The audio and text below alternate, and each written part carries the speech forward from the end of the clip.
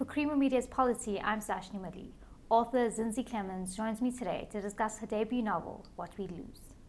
So your book tells the story of Thandi, raised upper middle class by a South African mother and American father, and feeling like she doesn't belong. How much of the story was based on your own life? Well, I've said before that it's very heavily based on my life, yeah. Thandi says in the book that South Africa terrifies her. What is she afraid of, and does this resonate with you? I have been coming to this country since I was a baby in 1985. I was here most often during the 90s when things were very different. And the environment that I came from in the States was very sheltered. So I think, it's pretty natural that someone in that position would feel very insecure about what's going on here. In addition, a lot of the things, a lot of the violent incidents that happen in the book are things that actually happened to me or my family. So I've never been scared of this country. I would not put it in those terms. I've never let it stop me from coming here, but the things that I've witnessed and the things that have happened to my family have had a profound impact on my life, and that's why I chose to write about them. There was an incident in the book where Thandi was at a party and a white girl said to her that she wasn't a real black person. What was the context of this, and what were the feelings that followed? Well, that incident, it was actually based on something that happened to me, and I think, at that point in my life, by the way, it's something that I think has been, I've had many friends who have had similar kind of experiences, and it's one that happens oftentimes when you're a marginalized person in an all-white environment, especially in elite all-white environments. There's a request or an expectation that for you to be part of that group, that you kind of abandon your identity. I think it's a very common thing, and it's an indication of prejudice.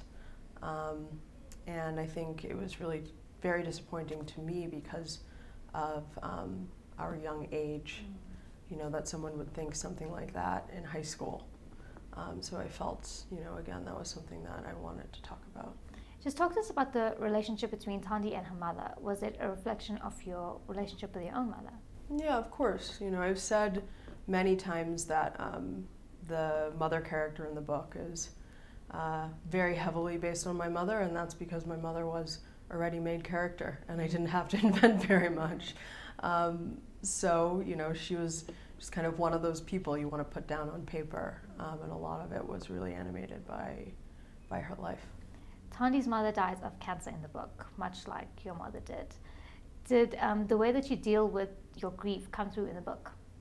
Oh yeah, absolutely. The genesis of the book was actually some journal entries that I started writing around the time that I was experiencing this.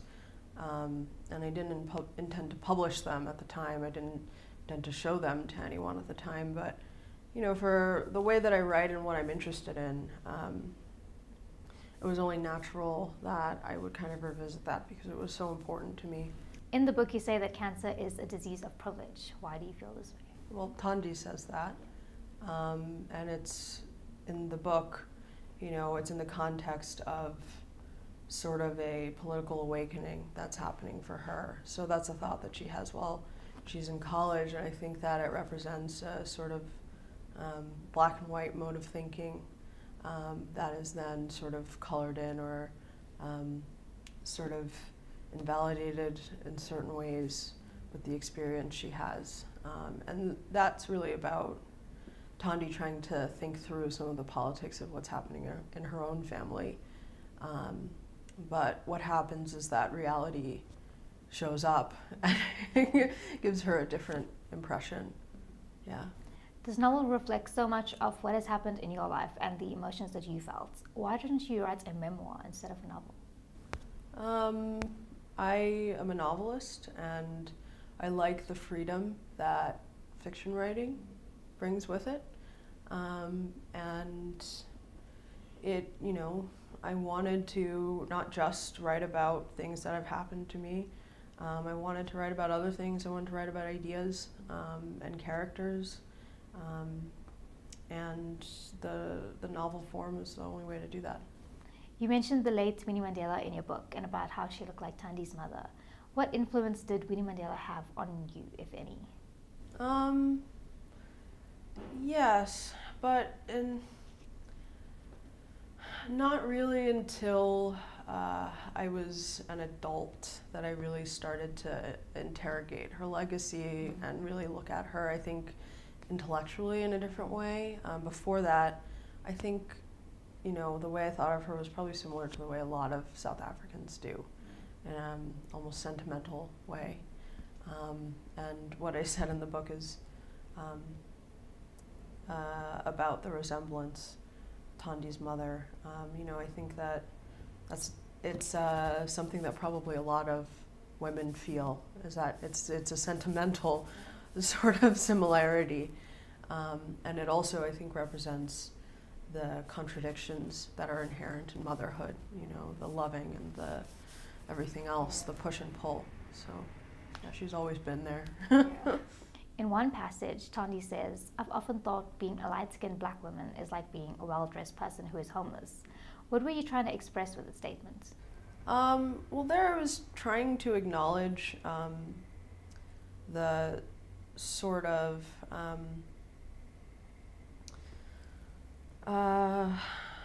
the kind of double bind that I think women that look like me are sometimes put in. And, you know, I think it's a perfectly understandable sort of situation when you have a certain amount of privilege, but it's only a certain amount. And I think that, you know, of no fault of anyone else's, the wounds of racism that show up in things like colorism are not our fault, but we're made to suffer for them. And I think what I was trying to get at there is, you know, it's that privilege that is the fur coat, right? But you're still a black woman. That's what I was trying to get at. You've received extremely positive reviews for your novel, with one reviewer calling it the debut novel of the year. How do you respond to that? Gratitude, you know. It's really strange to be a writer, especially a writer working on your first book and toiling away at it in secret and always thinking that, you know, no one's ever going to publish it and having to deal with rejection after rejection. And so when you get recognition, it's stunning, and you know, it takes a while, I think, for me to accept it, but I have to say I'm grateful. Yeah.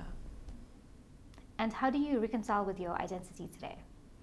You know, I think the amount of reading I've done and writing I've done and exploring in different ways and talking to other people, I guess relatively early in my life now, because this has been sort of the major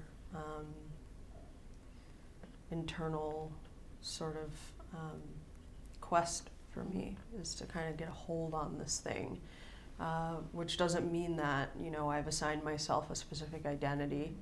It just means that I'm okay with it, you know, and I think that about now is when that usually happens, I think, and I feel good about that, you know, but it's hard won. Finally, women in general, but in particular women of color, are dealing with sexual abuse and harassment in their daily lives. And you've been in the news speaking about the harassment that you experienced in the publishing world. Talk to us a bit about the Me Too movement and about why it is so important. Yeah, you know, alongside being an author, I have also worked for a long time as an editor. I also worked in arts organizations. I started working in publishing when I was still in college, about 20.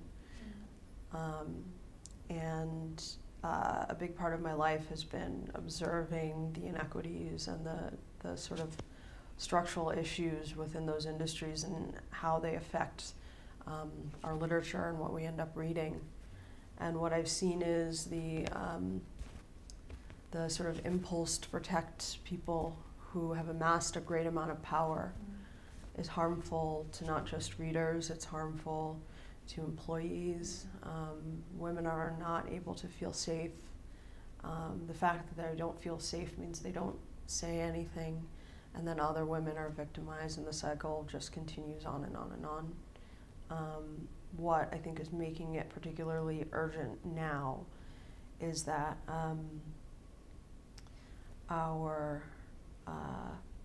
the global economy is in such upheaval and disarray, and these questions are getting even more urgent.